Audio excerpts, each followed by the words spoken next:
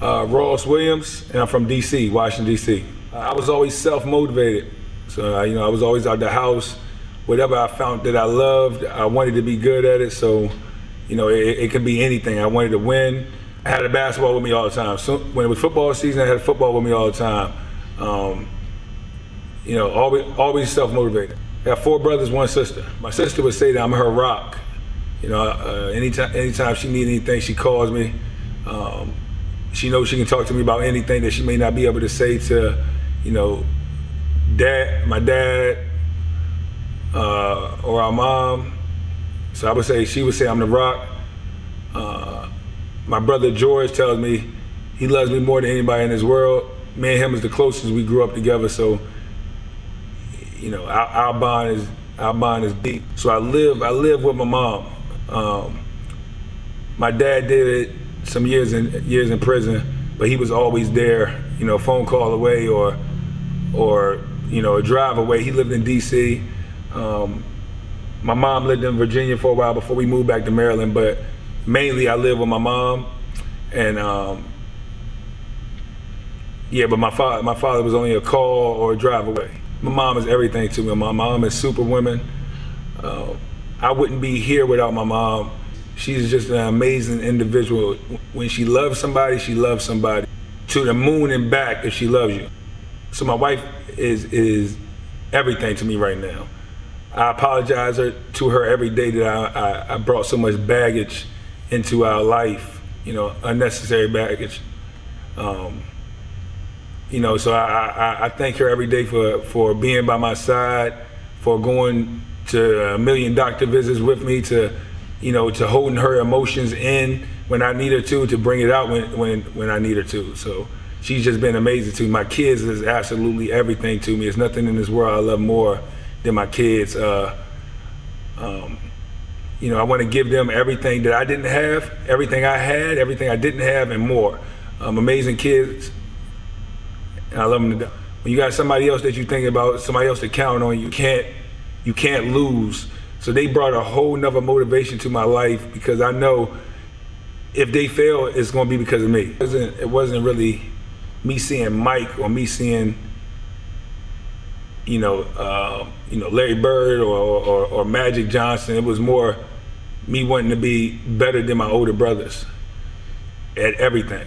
So, if my brother played basketball, they was 4 years older than me. If my brother played basketball, I'm trying to be better than him.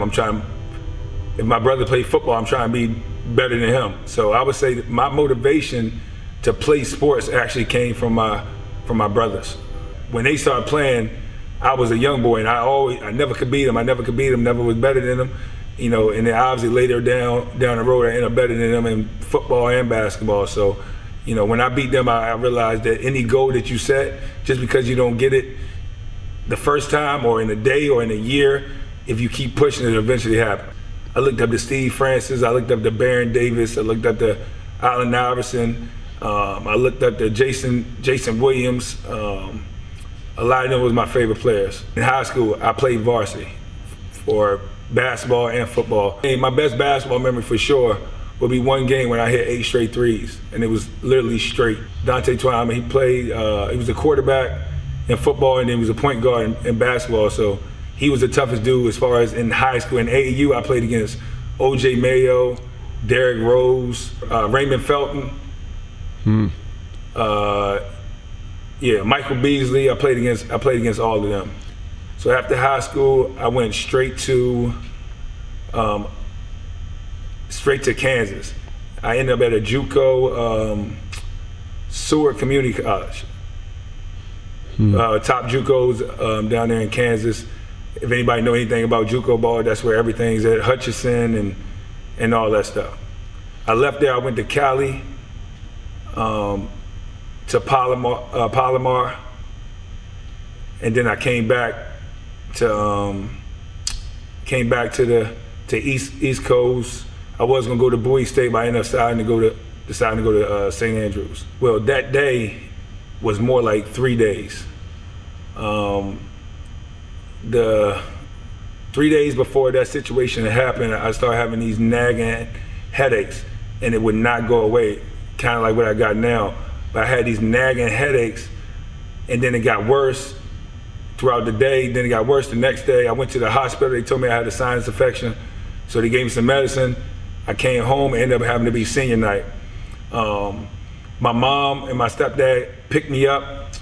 We went out to eat. I threw up all of the food. I threw up all the food that I ate, and I just was sick, just down. I went over there to walk through, like once again, because this was senior night. So I went over there to my walkthrough before the game. I walked in the door and I threw everything up on the floor. And my coach said, "Hey man, just go to the room, get some sleep before the game." So I go to the room, and at this time, like I said, my headache was crazy.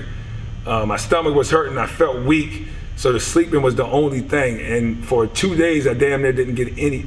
For 2 days, I didn't get any sleep. So I did end up taking a nap. When I woke up, I was paralyzed from my waist down. So I got off the bed. I crawled off my bed, and at that time I ended up oversleeping the game. So I guess when they warm up, so when people was warming up, my mom and everybody in the dorm room was up at the game, and I guess my mom and them obviously knows I wasn't there, so they come back to the dorm room, and then that's when I started crawling, and they ended up coming through the door. You know, they picked me up, took me over to the hospital. And from there, I've been fighting this fight. Came in the room, told me I had a brain tumor. They flew me out to Charlotte Hospital and got the tumor removed. 2 months, maybe, 3 months, where I was able to kind of like just get up a little bit,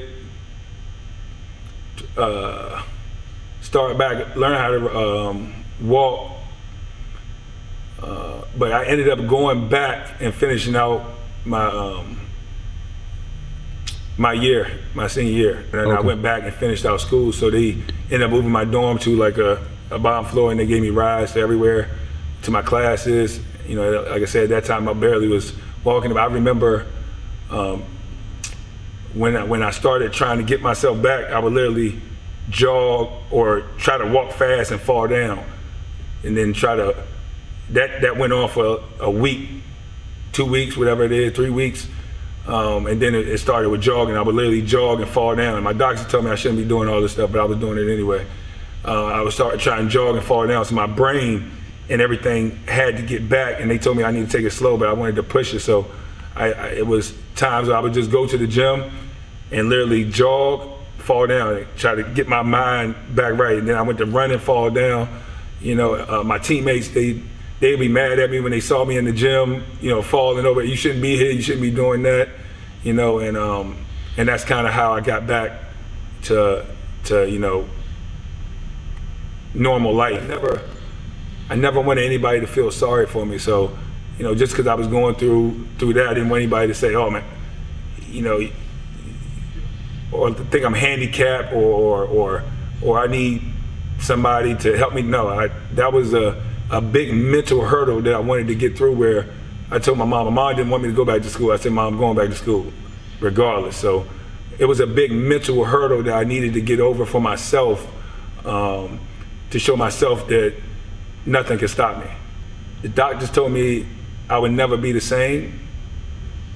I maybe never jump the same. I maybe never do this the same. But I was determined, like I said, to prove them wrong as well. So, you know, they told me I'd never be the same, but I ended up coming back being the same for the most part. It made me appreciate even more. So yeah, when I got back on the court, I wanted to take every advantage that I could of actually being able to do what I love. You know, because, you know, it's not a lot of people that go through situations like what I did. You know, everybody got their own thing they may go through, but, you know, when I got back out there, I wanted to take full advantage of my opportunity to do something that I love, to be able to compete. Solomon and you know, and Wet. Okay. Antoine, they called me and said, "Hey, yo, we need you down here. We got this league. We playing. Come down here and play with us." So yeah, they was the first ones for sure. Hemp, Worm. We haven't won in that league when we won everywhere that we went. So it was a big deal to prove that we can win in that league. And I'm still trying to win another one. You know, I'm able to do something for a living that, you know, I've been doing since I was 10 years old, 9 years old.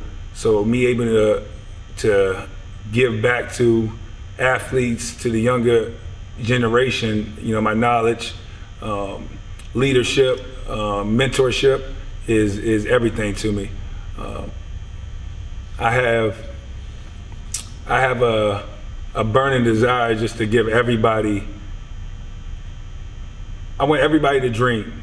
So if I can force all these kids to dream, to motivate them, that's going to allow them to reach any type of goal. So me being able to teach younger athletes, me being able to lead younger athletes allows me to stay young, but it also allows me to give my passion of the game out to multiple athletes. Tiana Hawkins, Ariel Atkins, play for the Mystics.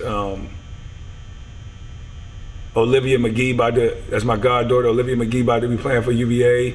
Ashia Owusa, Rashad, Zoli Khalil, Sylvie Jackson, Jaden Ross, about to go to UConn this year. Yeah, it's a ton of them. Tumor came back in 2019. And it was just, like I said, it was just another battle that I knew I had to win. And I didn't think I would be where I'm at now in 2019, but 2019 came back, and it was just another, okay, let me beat it, let me bounce back like I did last time. So let me show my kids that no matter what in life, you got to keep fighting, you got to keep pushing. No need to cry about it. You got to fix it. I can't change it. Just got to keep working, grinding, and make it happen. Keep praying and make it happen. So currently, I'm preparing myself to have surgery. So right now, the tumor has caused me to lose hearing in my right ear. The tumor has messed up my tongue. My tongue gets stuck throughout the day. I have no muscles on the right side of my tongue. With surgery right now, it's dangerous. It's one of the worst tumors that you can have as far as location, and then the area that it's in right now is combined by a bunch of veins. So I'm preparing myself for surgery, but to be honest, I don't know what type of person I'm going to be when I come out of surgery. It's a chance that I lose my speaking.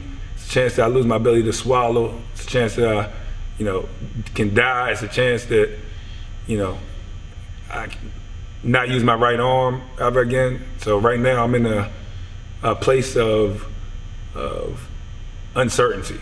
So I need to have surgery. So that's kind of where I'm at.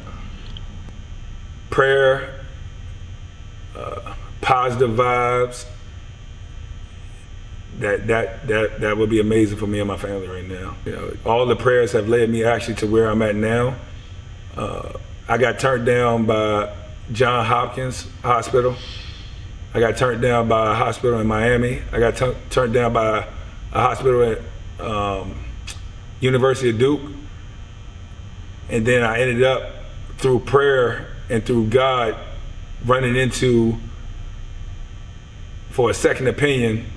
I had a second opinion with a neurologist in Richmond who ended up knowing a friend that worked under the guy who actually created the surgery that I got to have, who's a doctor in Massachusetts, Boston, Massachusetts. So I actually ran into him. He did my neurology. He said my tumor is bad and I shouldn't let anybody touch my head except for this guy. He contacted his friend who was a neurologist in Georgia, who put me in contact with this neurologist in Boston. And it's such a rare case and a difficult case that he actually took on my case. And I think all of that was through prayer, blessing, God, and everything. Me being denied by so many hospitals to end up in the best surgeon in the world's hands who can do this type of surgery that needs to be done.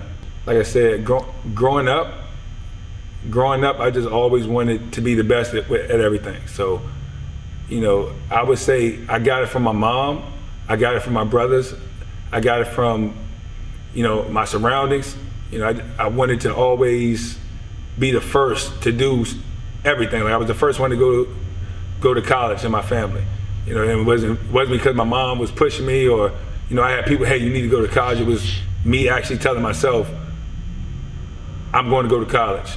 So me setting standards for myself helped build my confidence where it's at. But with the Superman comment, I don't feel like anybody's Superman. We just all have our own issues, and we just have to deal with them. So I feel like, you know, people gravitate to me because I stay positive, because I can't walk around and feel sad for myself, because it ain't gonna go away. We all got issues. I got this issue. You know, the next person might have another issue, but no matter what the issue is, you either going to fold or you're going to deal with it. The crazy thing about it is, I wouldn't change my life for anything, because I feel like, you know, God placed us all here for a reason.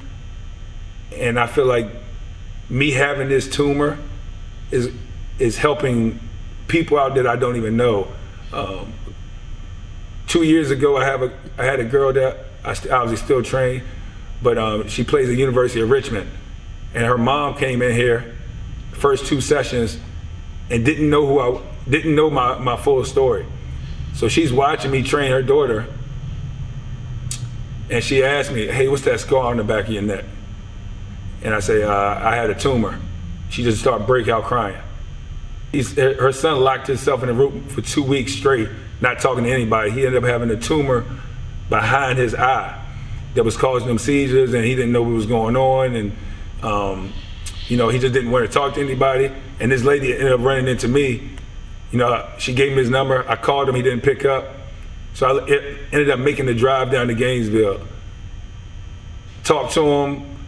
Next thing you know, he came out of his room. He was a whole different person. You know, like I said, I'm able to help people out that, you know, God placed, or help people out who just read my stories, or, you know, whatever. I feel like this was a blessing, for sure. That's tough.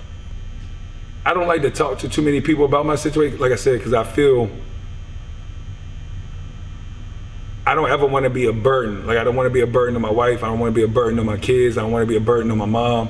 I don't want to be a burden on the next person. So, like, my feelings, I need to get better with it, but I usually keep everything in, and I try to deal with it myself, because I don't want to be selfish with my feelings or selfish with my issues, because, like I said, you know, we all got issues. I really don't talk to too many people about, you know, when I'm down. I, you know, stick to myself and talk to myself. Thomas Brown, great dude, great individual. Like, besides basketball, he's somebody who's never changed. You know, I've known him for a long time now, and he's literally been the same person that I met the first time we met. But on the court, he's a monster. He's a killer. We done had a bunch of battles, me and Thomas. But he's an overall killer. He one of those dudes that remind me of myself, as far as, if you get him one time, you damn sure ain't gonna get him next time, because when people don't see him, he's working. You know, he's one of those dudes, if you beat him one time, the next time you play him, you probably won't beat him, because he prepared a whole different type of way. So yeah, he's a killer on the court. Beast. Your buddy Nico. Yeah, that's my brother. You know, we share the same tattoo. My brother's keeper. The most versatile player that has ever played around this area, by far. He's 6'6", 6'7". He can shoot the three better than them. He can shoot the three better than anybody. He can dribble the ball. He can post up. He can play the point guard position. He can play the big man position. Got a mid-range game. Got left hand, got right hand. He's by far the most versatile player that came out of this area. All right, Cool Gray. Dog. He one of those dudes that just play basketball. Like, he just roll about. He He probably don't train. He probably just play every single day. His footwork, everything ain't fundamentally sound. He just a bucket. Great handle, find a way to get a bucket, but he just a straight up hooper. Like, roll the ball out, play. He ain't trying to go in the gym, get a whole bunch of extra shots up. He trying to go to the gym and play basketball. So he's just a straight hoop. Street ball hooper for sure. Rio is different. He's a winner. Like, no matter what, he wants to win. So he's different. Like, I met him years before BCBA. I met him down in college. Years before BCBA, he just a winner. But the battles that we done had on the court, once again, like I said, I'm trying to be the best, period. And he was considered the best in the league. So every time I played against him, I made it determined that I'm gonna talk trash, and we're gonna figure out who the best. But as far as he just a winner. Just a straight up winner, dog. The most in shape, the most lethal when it's a minute left, 10 seconds left. One of the most crazy assassins that I ever had a privilege to play against, and to see play. He's just a savage, assassin, for sure. To anybody who's going through anything, just realize that